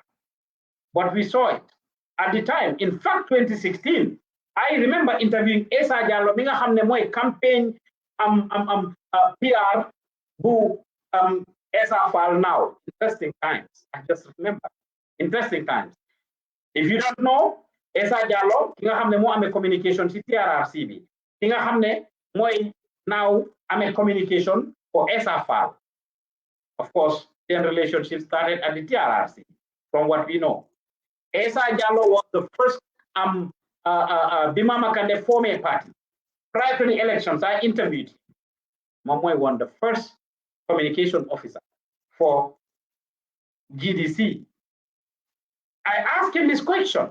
A lot of same executive members at the time were foolers. I asked him this question. Those interviews are there. This was what Gambia did them show. The matter of Gambia did them show in 2016. I asked Essa Diallo that question. Interesting times that now he is with Essa Fall. In fact, Mama Njai at Mama Njai, me ame communication for NPP lady. He was with GDC, Mama Kande. We have these records. We keep track of things. I interviewed Essa Diallo, and I asked him that question. GDC said first executive and all of that. Polinyo Fabari one. Lejogefa, them UDP. Most of their executive members are Mandinkas. Is this what we are supposed to have as a country? No. No. Those were the three candidates that contested. This is not the politics we should champion. They want to buy this tribal thing. We need to end it if we want to succeed as a nation. We need to stop this. It doesn't matter what it is. And it doesn't matter what party is doing it. We need to just end this. Tribal politics is the fact. It's the fact. And we need to graduate from it.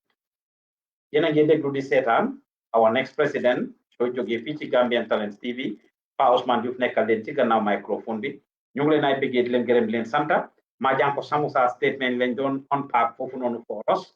I mean, coupled with Yaya Jammeh ak ñi nga xam ne ñu ngi indi bigotry, tribal bigotry and sentiments into the campaign trail ñu ngi leen a ñaan ñoom ñëpp di leen ñaax ñu wàññi ko pour ñu bàyyi ko xam ne loolu yóbbuwul réew mi kanam te yóbbuwul leen kanam ñoom seen bopp. Mun naa indi fitna ci dëkk bi and they need to respect it. They need to respect the Janjanbureh Accord and the peace agreement as well as the code of conduct bi nga xam ne gars yi d'accord nañ si and local, regional, and international protocols yoo xam ne Gambia is a signatory. Comme ni ko Human Rights Commission, they cannot put any better words, and this is very important. Kon ñu ngi leen a bëggee di leen gërëm di leen santa. I mean, maa ngi bëggee Aida Kebe mi nga xam ne moom a nekkal ci gannaaw micro bi jërëjëf su ko defee rek Aida ñu continue rek with the program. I was going to talk about the policies of the different campaigns. However, we will spare that for next time because we've been here for over 1 hour 30 minutes and it's getting late indeed. Ñu ngi leen ay bëggee bu baax a baax di leen gërëm di leen santa. Do your campaign and do it clean. This is a show that we intend to bring you every couple of days in the week. Mark Melvis, inshallah. It will be more consistent. Fever next week, dinañ dellu si waat Fever balaa weekend bi indilaat leen ko Mark Melvis. Every couple of days, we will break down the things that are happening on the campaign trail. Waxtaan si ñoom ñëpp they have good ideas. We have seen the policies of all of them. Ñu bàccal correct. We've got their videos in which they are talking about this. I mean, for example, UDP talking about how they want to deal with the youth matters on employment, how they want to handle the healthcare sector, how they want to, improve the education, more pay for, teachers and the infrastructures they want to put in place. Wonderful ideas, technology and all the things that they want to do.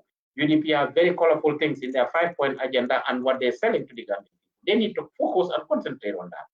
The same thing President Adama Barrow, in addition to what he has already done in his infrastructural development, as the incumbent, he talked about him being Barrow Borom Tali. Moy Barrow Borom Tali, moy Barrow Borom Bridge, moy Barrow Borom Khalisi, moy joxe Khalisi ek malo yek yoyu. In addition to that, he came up with some new policies about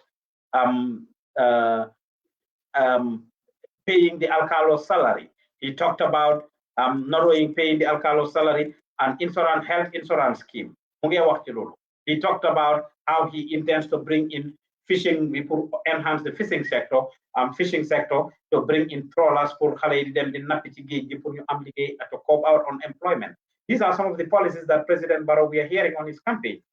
We are hearing DOI coming up with the sovereign national wealth in their campaign trail. DOI nge wax ne ñoom dañ bëgg am benn kees nga xam ne dañoo decentralize xaalis ci réew mi ñu am li xew in federal government xaalis bu federal government bi di jël naamoo gi ñoo kaning ñu jël ko jox ci gox yeeg dëkk yi dëkk bu nekk ñu jox la sa security boppa jox la sa xaalisi boppa pour ngeen ron seen own affairs at a local level similar to li nekk di xew America fii national sovereign wealth bu ko defee ñu séddoo ko amin am ku si nekk dëkk bu nekk régler sa boppa li nga am they think that at this grassroots level if they have things they'll be able to have things decentralization dina am dëkk yëpp dinañ am courant dëkk yëpp dinañ am ndox ndax dëkk bu nekk liñ faa liggéey ci xaalis su desee si dëkk bi dinañ mun a liggéey pour toppatoo seen boppa they are breaking it down as the sovereign national wealth poverty eradication is their key message ñoom foofu lañ bëgg a focus on we hear NUP message bi nga xam ne moom lañ nekk di wax at their own level they talked about how they want to enhance and empower sports rawatina football ne dinañ build administrative stadiums in administrative area and any administrative area. They will build academies, football academies, by reference Senegal. They talked about, I love it when he said, when Abdullah Ibrahim Jammeh said, ne, muy wax ñaax electorate yi wala citizens yi te bàyyi leen di ñaan politicians yi ak nguur pour ñu fajal leen seen soxla yi loolu lañ leen fa tegal I thought that was a very good mu ne voters yi bàyyi leen di ñaan nguur pour lan lañ leen a defal loolu moo tax ñu teg leen fa yes I wish they understand this na politicians yi bàyyi di ñaan naka people bi bàyyi di ñaan nguur gi he talked about his plan for agriculture mu ne when he becomes president bay mi duñ ne nawet ate kela sama doti iba kumandila do kuole la bari not sama do ko dafa make sure mu amé 12 months farming season nga xamné nit ñi dañoo continuer di liggéey ndox du nekk problème ci réew mi we have been listening and following their message Mama Kande's message I can tell you comme ni ma leen ko waxee ci gannaaw Essa Fall we have his message when he unveiled and unpacked his campaign, his manifesto rather. We will bring you all of this. Waxtu bi daf ñu jàmbu ba pare waaye dinañ leen indil lii yëpp ñu plaire leen ko ngeen dégg ko ñu unpack ko benn benn ñu ngeen toppa gaay nag di leen bàyyi lépp luñ wax lépp luñ leen dig lépp luñ dig Gambien si luñ ñu dig we will hold them accountable for these things. That's why we send a team on the ground to make sure we capture everything you are telling the Gambian people. One of you must win eventually. Kenna si yéen dina gagné ku ci munti gagné nag we will hold you accountable. lépp loo nekk di wax Gambien si dinañ ko jël dinañ ko téye dinañ leen ñëw laaj leen ne li ngeen waxoon Gambien si. The same way we held President Barrow accountable. That 3 years jot na came ñu ne ko President Barrow gor kàddoom dige bor la yaa waxoon Gambien si ne lii ngay def moving on yaa ko waxoon Gambien si. ñetti at ngay toog yaa waxoon Gambien si te di nga indi transitional justice project yaa waxoon Gambien si te di nga indi security sector reform yaa waxoon Gambien si te di nga indi civil service reform yaa waxoon Gambien si te di nga set up a land commission yaa waxoon Gambien si di nga set up a human rights commission yaa waxoon Gambien si te di nga indi a constitutional review commission yaa waxoon Gambien si te di nga indi a truth reconciliation commission TRRC yi yëpp xew na. We are not hearing you talk about these things, any of these things on your campaign trail. Even though yange wax di yaay baro borom bridge, yaay baro borom yoni, yaay baro borom xaliss bi ñoo jox nit ñi, yaay baro borom malo mek sukur bi, yow yaay joxe yépp. Yes, you are doing all of it. But the things that you promised actually were transitional justice projects, human rights commission, civil service reforms, security sector reform, and a lot of reform policies. This is what you have, and a transitional government of 3 years. And those are the things that we are holding you accountable. All the work you are doing are good and important. But what you promised Gambia was transitional justice projects and etc. So we will unpack the new policies that you have, since the first one, you're no longer saying anything about.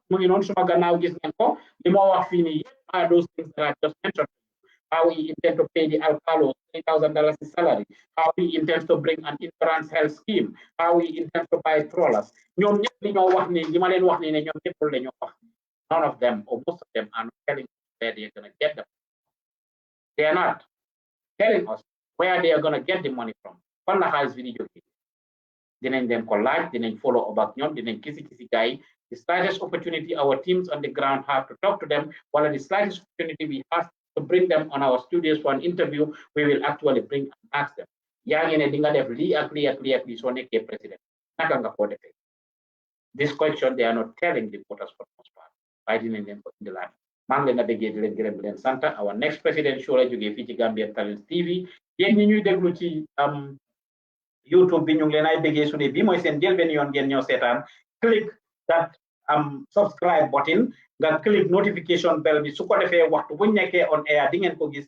Like I said, ñu ngi am team on the ground with all of these politicians. Li ma leen a wax ni yëpp mun ngeen koo seetaan. In fact, on the Gambian Talents TV, on GambianTalents.org, mun ngeen koo seetaan on the YouTube channel Gambian Talents TV, mun ngeen koo seetaan on the Instagram channel, wala suñ Facebook bi Gambian Talents Promotion. Mun ngeen a seetaan all of these things because we have a team on the ground with all of these, and I'm glad to say that we are the one that is following all these campaigns, that is at all these campaigns. In addition to that, we are covering all other developments that are happening, like the Citizens Alliance court case. Tomorrow will be an interesting day because it's my final day deliberation. For the courthouse, the Supreme Court, you have Citizen Alliance, that they join campaign trail, they will end up endorsing a particular candidate, at the end of the day. In addition to that, I mean, gis nañ Famara Jallow Tambajang, former vice president, mu génnoon moom tamit pour wax leen yi nekk di xew rek. Interesting times in the Gambia. Former vice president Famara Tambajang ci Friday bi génnoon na deliver a peace message, ñu ngi ko rafetlu bi mu génnee waxtaan ak askan bi di ñaax nañu ñaax politicians yi ne nañ bàyyi seen xel xam ne ci political season lañ nekk pour ñu bañ a indi fitna ekati fitna ci réew mi. Loolu message bu rafet la. As a stateswoman, this is what we expect from her. Her message was very nice and well put together. I mean, loolu it mu ngi ci suñ page bi mun ngeen koo seetaan. I mean, gis nañ campagne yi grassroots campaign yi. In addition to the presidential candidates, ñoom ñëpp ñu ngi am teams in different regions and areas in the country ñoo xam ne ñu ngi def campaign foofu noonu. So we appreciate, I mean, loolu noonu yëpp dinañ leen ko unpagal as we come back to you on another day. But continue to follow Gambian Talents on our social media pages as well as on the Gambian Talents TV, GambianTalentsPromotion.org. ñu ngi leen ay bëggee di leen gërëm di leen santa. Our next president show la jógee fii ci Gambian Talents TV. ay leen kebe ñoo la ko waxee rek weer bi moom sa check bi dafa mel ni doog antan sax nag. Waaw loolu la yàlla dogal. Di bëggee rek di la bëggee di bëggee Pat Samba ak kenn ñi nga xam ne yéen a nekk foofu ca Gambia di def a wonderful job. I thank you all and thank you all for watching and listening. Don't forget to follow, subscribe to our pages. maa ngi leen ay bëggee di leen gërëm leen sant Pa Ousman Award our next president show de fan yi inshallah jërëjëf. ci Afrika bilaay ñu ñoo metti den dee toog la gëmloo suñ boppa dara te kenn mënut laa wax fu mu jógee.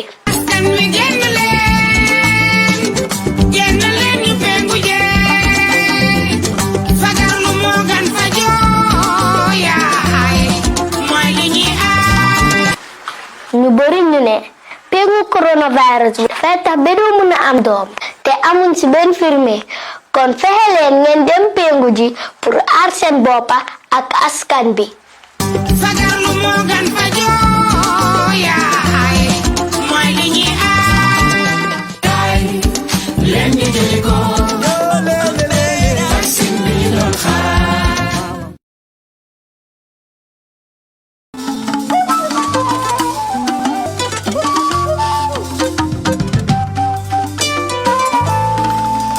Gambian Talents Promotion. Jaliba Manding. Corona muna muto nyaledi.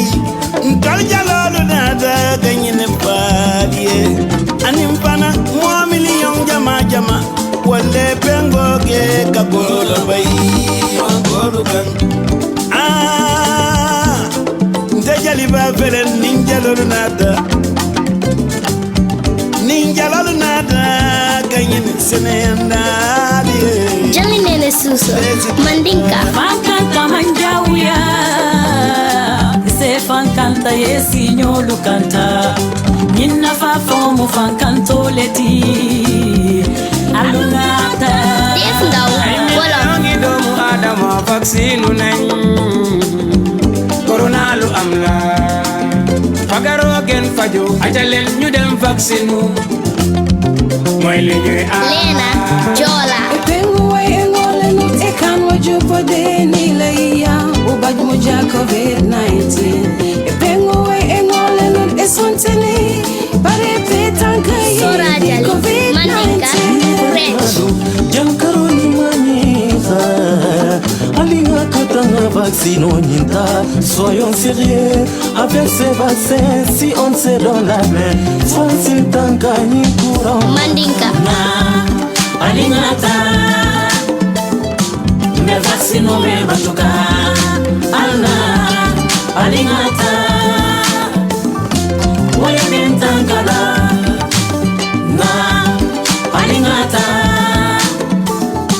me vaccine me batuka alna alingata wale bentangala tata dinding mandinka Pengota nyine ngai Pengota wale ndandi Kama koi kan fula Bimi ime Yeto yemo Leki kingarija Nagor kuma debo ime Joni Mundandai Jakos manjago Konora ninja Legi yange kabu kobula Kutopu yaka jeji bingua Yaka purpu kabu buru Alu Badara wolof Kuni anga warugal jili Jarul tobi khar Vaccine anga jogal jeli ko Wow Aral sunure Sambu susu mandinka Ani vaccinota ni mobe matantul mankana alinganji jambe yaka ule ben takala Hambu wolof Vaccination bi ñëw na ci suñu réew ñun jëli ko war nañoo ku ko jëlul doo am visa ngir dugg ci benn réew ndax dañoo bañ corona tasaaro wolof Kaay leen ñu jëli ko vaccine bi ñu doon xaar kaay leen ñu jëli ko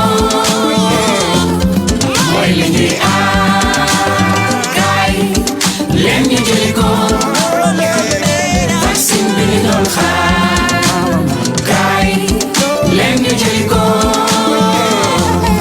mooy li ñuy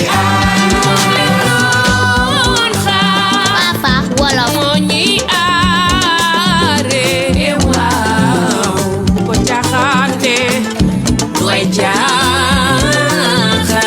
singate sarahule Usuna woto COVID pengo haga kinye Usuna pengo ona pengo Je jangaro la way seren karni de Barhama wolof vaccine bi du gagné te vaccine bi du lor kenn am na ñu ne dafay wàññi nit ñi waaye du dëgg de garab bi du lor Ami Sose wolof askan wi génn leen ñu pengu jee fagar lu moo gan fa jooyaay mooy li ñuy aar ci jaaji pengu waja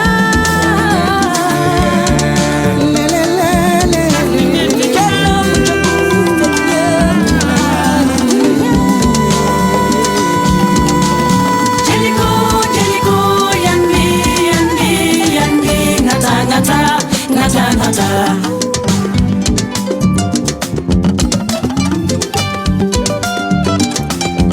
mooy li ñuy aar mooy li ñuy aar mooy li ñuy aar mooy li ñuy